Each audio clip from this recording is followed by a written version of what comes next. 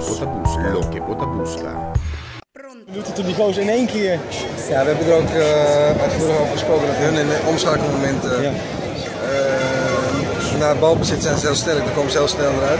Ook verdedigend opzet. Ja.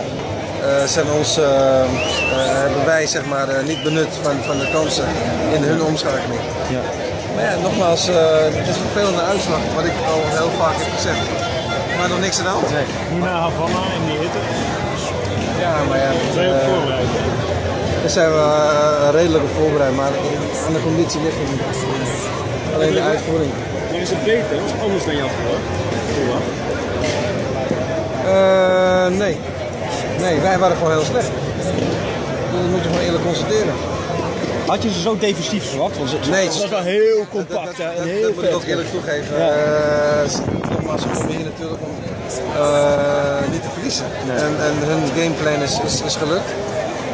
Als je ziet hoe ze speelden met bijna iedereen achter de bal. Ja. Op hun eigen helft, dan is het ook heel moeilijk om erheen te komen.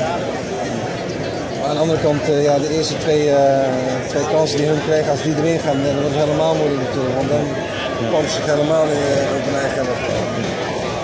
Ja, ik ben wel teleurgezet in het resultaat. Maar dat is ook begrijpelijk. Waarom had je het Agustin als team gedaan? Het Agustin en spelers die de spelers, de spitsen en de buitenspelers weg gaan steken. En dat is vandaag ook niet uitgekomen. Dus kijken hoe we het daar gaan doen. Maar daar is weer een hele andere wedstrijd met een andere grasmat ook. En misschien moeten we wel wat direct gaan spelen.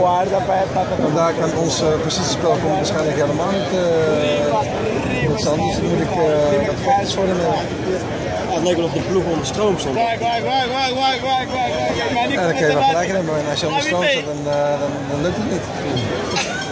Ja, maar ik ben nog steeds heel erg